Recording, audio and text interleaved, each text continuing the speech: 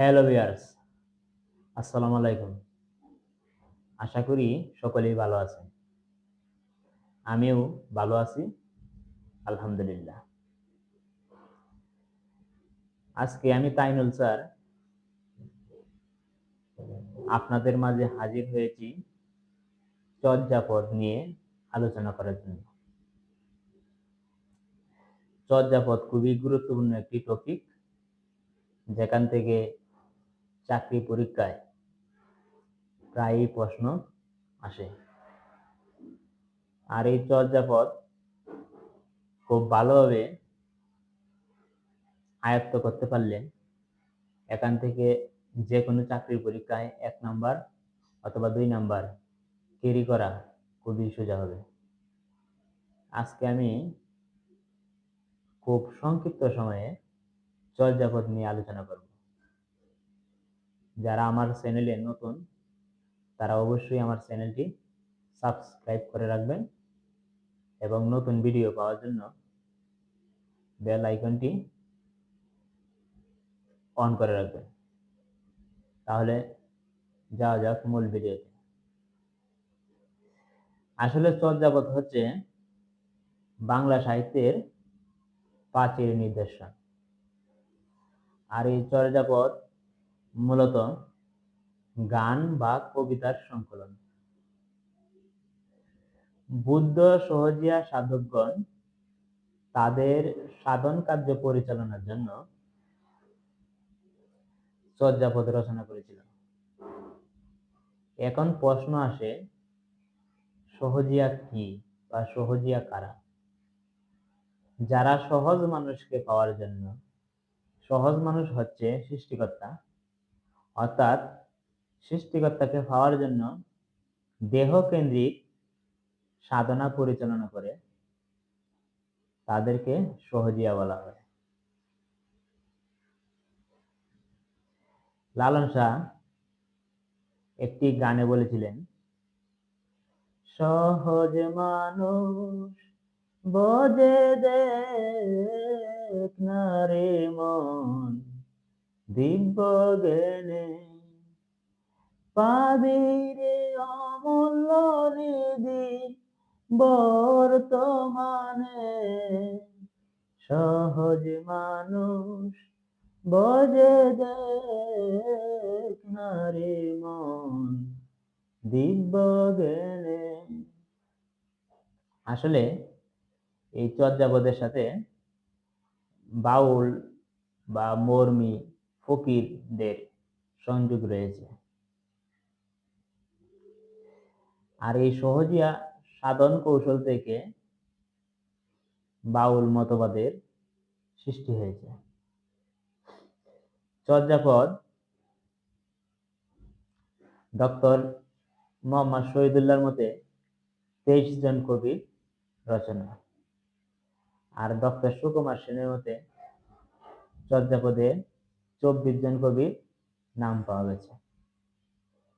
চর্যাপদের মোট পদ সংখ্যা হচ্ছে ৫১টি, যার মধ্যে ৪৬৫ পদ পাওয়া গেছে, বাকি পদগুলি পাওয়া যায়নি। চর্যাপদের সবচেয়ে বেশি সংখ্যক পদ রচনা করেছেন কানফুফা। তার রচিত পদের সংখ্যা হচ্ছে ১৩টি। চর্যাপদের অন্যতম বাঙালি কবি হচ্ছে বসুপ্পা। তিনি ৪৯ নং পদে নিজেকে বাঙালি কবি বলে দাবি করেছেন। আর চর্যাপদের একমাত্র মহিলা কবি হচ্ছে কুক্কুরিপা। আর এই কুক্কুরিপা ৩টি পদ রচনা করেছেন। আর চর্যাপদে ৬টি প্রবাদ বাক্য পাওয়া যায়, যা খুবই সুন্দর অবয়বে সৃষ্টি করা হয়েছে। চর্যাপদের প্রথম কবি হচ্ছে লুইপা। তার রচিত প্রথম পদটি হচ্ছে, কা আতরবর পাঞ্চবি ডাল চঞ্চল চিয়ে পৈরাগার। অর্থাৎ এখানে দেহের মধ্যে যে 5টি ইন্দ্রিয় রয়েছে, জিহ্বা, নাসিকা, চক্ষু, কর্ণ এবং ত্বক, আমরা যদি চঞ্চল চিত্তে দিন কাটাই তাহলে কি সমন আমাদের ঘায়েল করবে। এই বিষয়গুলি বোঝানো হয়েছে। চর্যাপদের আধুনিক কবি হচ্ছেন সবরপা এবং চর্যাপদের শ্রেষ্ঠ কবি হিসেবে ডক্টর মোহাম্মদ শহীদুল্লাহ আখ্যায়িত করেছিলেন সবরপাকে। আর এই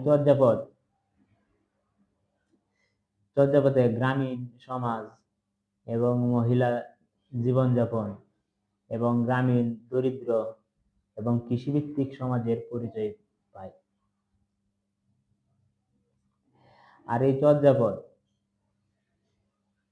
হরপ্রসাদ শাস্ত্রী 1907 সালে নেপালের রাজগ্রন্থশালা থেকে উদ্ধার করেছিল এবং 1916 সালে বঙ্গীয় সাহিত্য পরিষদ থেকে চর্যাপদ সর্বপ্রথম প্রকাশিত হয়েছিল।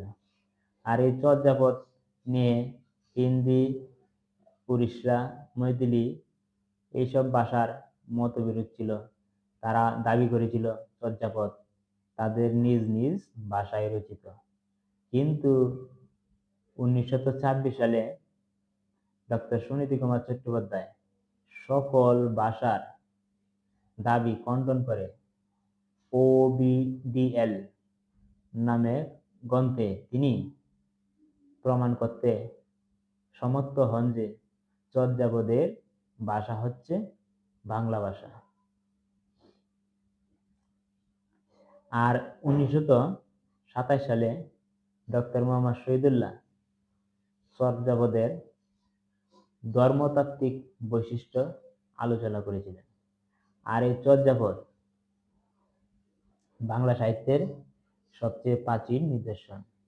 আর এই প্রাচীন নিদর্শনটি আমাদের বাংলা ভাষা ও সাহিত্যের মূল্যবান সম্পদ।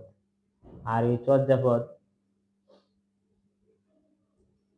সর্বপ্রথম মুখস্থ করেছিল জাকিরুল ইসলাম এবং চর্যাপদকে ইংরেজি ভাষায় ট্রান্সলেশন করেছিল হাসনা জসিমউদ্দিন মওদুদ।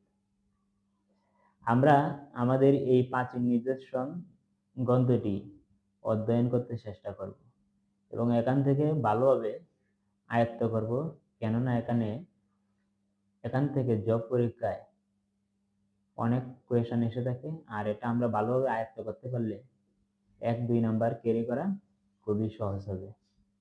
আজকের মতো এখানেই শেষ করলাম। সবাই ভালো থাকবেন এবং সুস্থ থাকবেন। আল্লাহ হাফেজ।